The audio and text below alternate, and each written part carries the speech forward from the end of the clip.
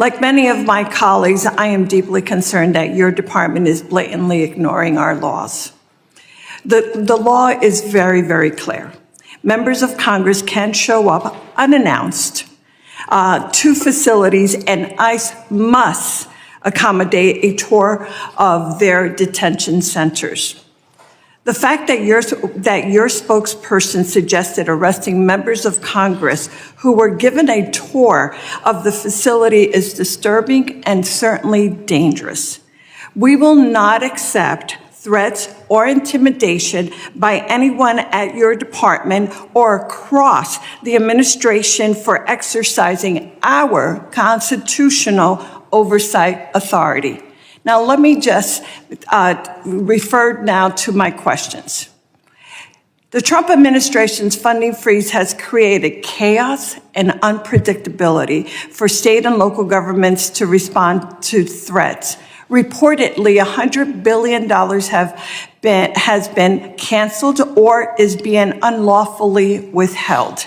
You stated today that we are a nation of laws, yet you are actually violating the law. In our recent markup, I offered an amendment to prohibit DHS from delaying or withholding FEMA grant funding. Unfortunately, it was rejected by my GOP colleagues.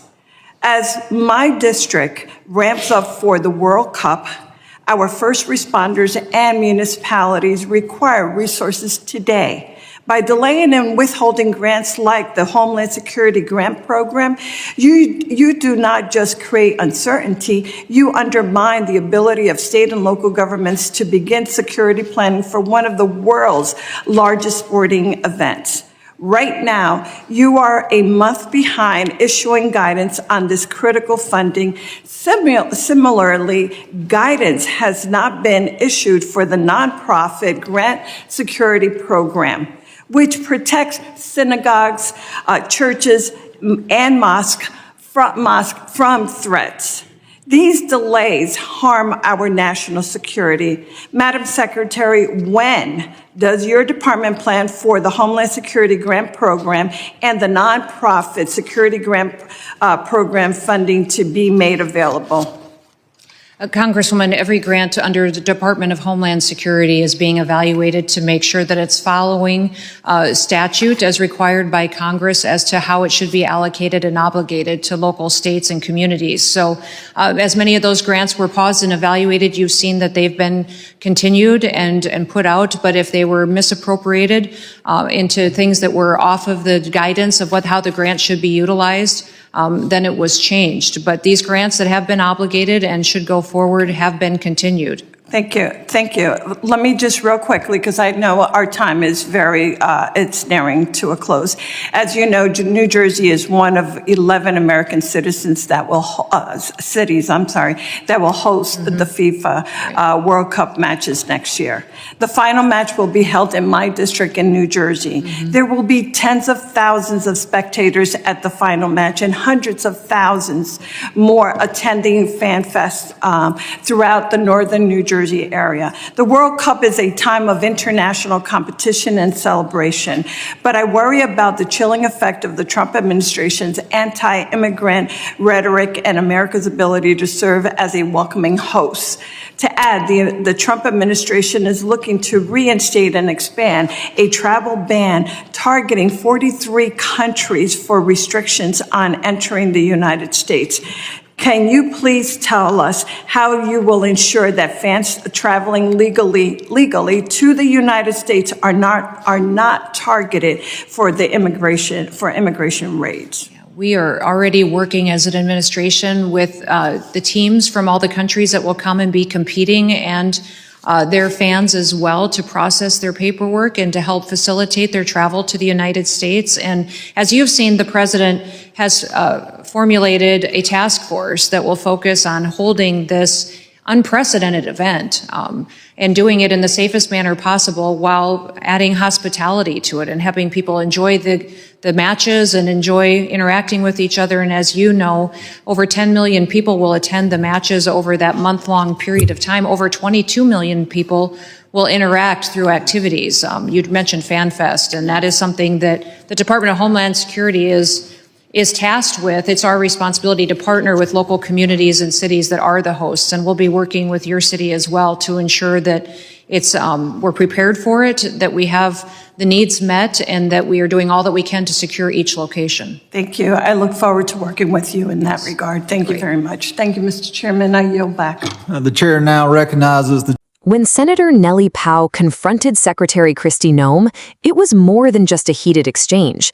It was a powerful reminder of what happens when laws meant to protect the American people are ignored or twisted for political purposes. Pou didn't mince words.